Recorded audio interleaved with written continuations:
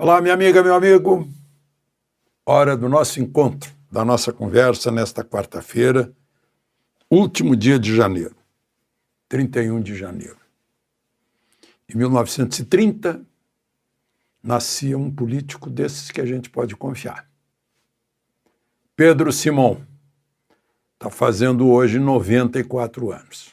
Foi prefeito de Caxias, foi vereador, foi prefeito de Porto Alegre, foi deputado, senador, ministro e nunca enriqueceu. Muito, muito sincero. Acho que nunca mentiu. Político que não mentiu, vocês vão me dizer? Não sei. De uma sinceridade incrível. Uma vez eu estava passando pelo corredor do Senado, um assessor dele me chamou, o senador queria falar com o senhor. Eu entrei, ele me disse, eu não gostava de você e eu quero pedir desculpas, porque eu me enganei a seu respeito. Gente, isso foi lá em 1990 e poucos, eu nunca esqueci esse gesto de hombridade, sinceridade, ética do senador Pedro Simão. Bom, vocês já ouviram falar no Cabeça de Vaca? O nome dele é Álvaro Núñez. Ele Cabeça de Vaca. Ele é de Jerez de la Frontera. Gente, esse homem lutou como soldado espanhol na Itália, na Espanha, andou em expedição pela Flórida, foi até o Texas, virou curandeiro no México, feito escravo numa tribo. Impuseram a ele, não, você vai ser o curandeiro, porque ele sabia de coisas da medicina europeia. E numa segunda excursão, ele já tinha conquistado postos, foi feito governador do Prata e Paraguai. E no dia 31 de janeiro, ele foi o primeiro europeu a descrever a maravilha das cataratas do Iguaçu. Como se sabe, tem de um lado argentino, lado brasileiro. Eu fui conhecer primeiro as cataratas do Niágara, ou Niagara Falls. Não chegam aos pés das cataratas do Iguaçu. Maravilha. Né? E mais a reserva florestal que tem ali. Santos Dumont é que aconselhou abrir a reserva. Cabeça de Vaca. 31 de janeiro de 1542. Eu estava esquecendo de dar a data. Estava um espanhol lá dentro. Ele veio para cá, passou por Laguna, combateu índios brasileiros, que mais tarde seriam brasileiros, né? Guaicurus. Bom, vamos em frente. Chega de passado e de homenagens. Não esqueça de se inscrever e ao final de deixar o gostei ou não gostei.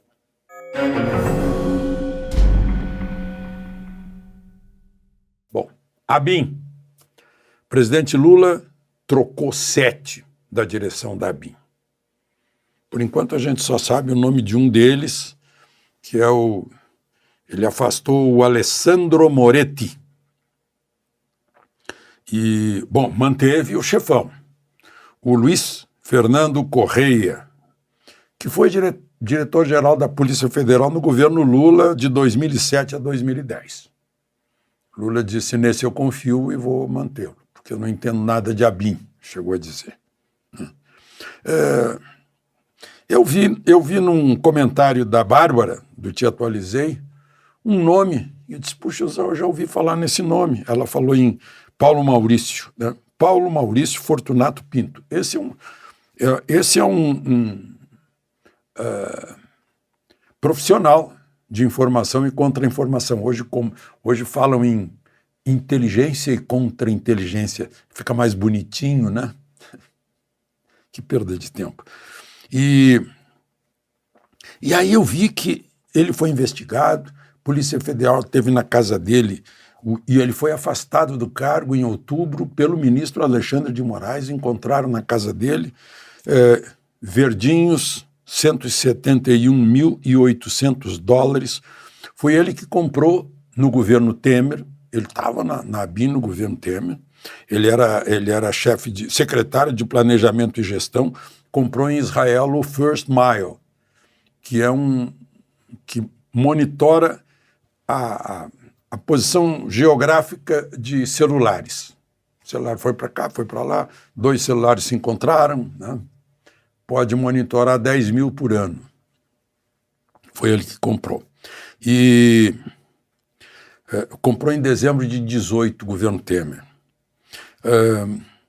No segundo governo Lula, ele foi diretor de contra-inteligência, ou contra-informação.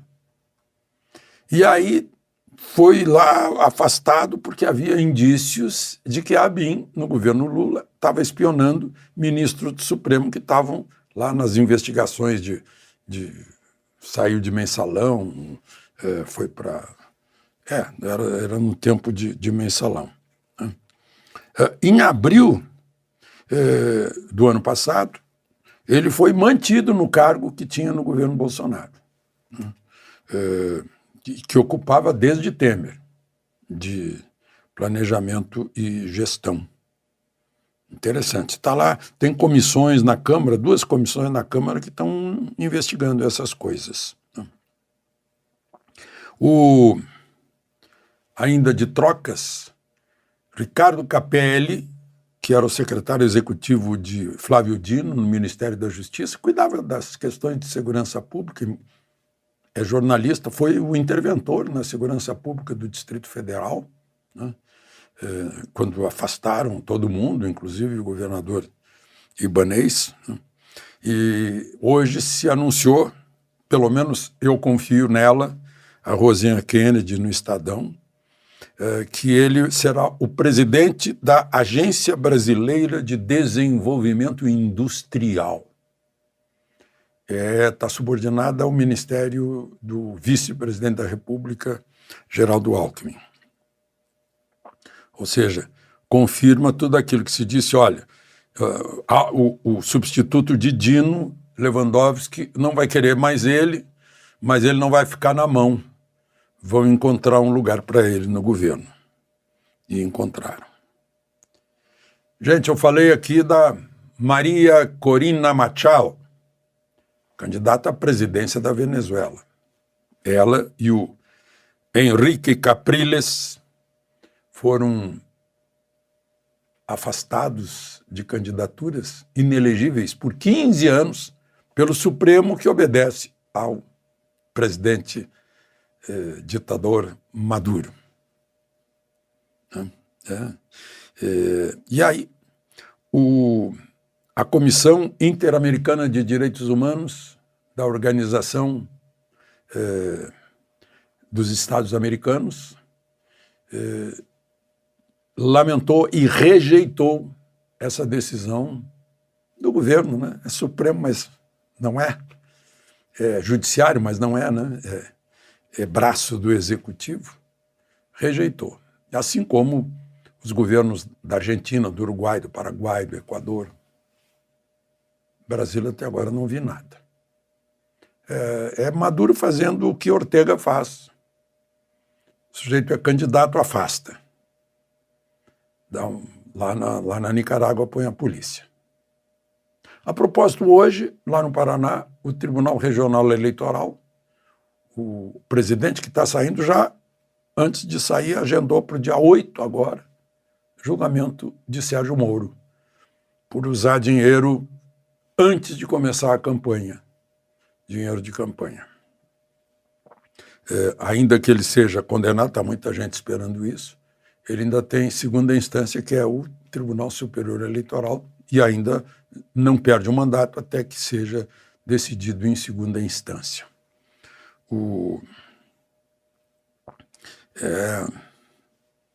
Parece que faz parte assim de um mal que paira. A propósito, o Luciano Hang foi condenado a uma multa de 85 milhões por um juiz do trabalho, da 7ª Vara do Trabalho de Florianópolis.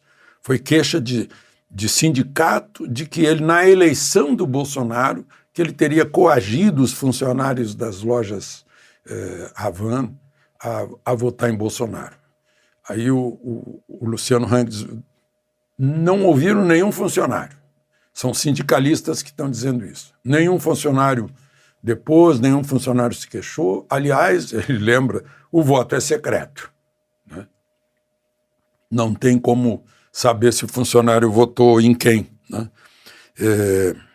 Mas ele vai recorrer ao Tribunal Regional do Trabalho.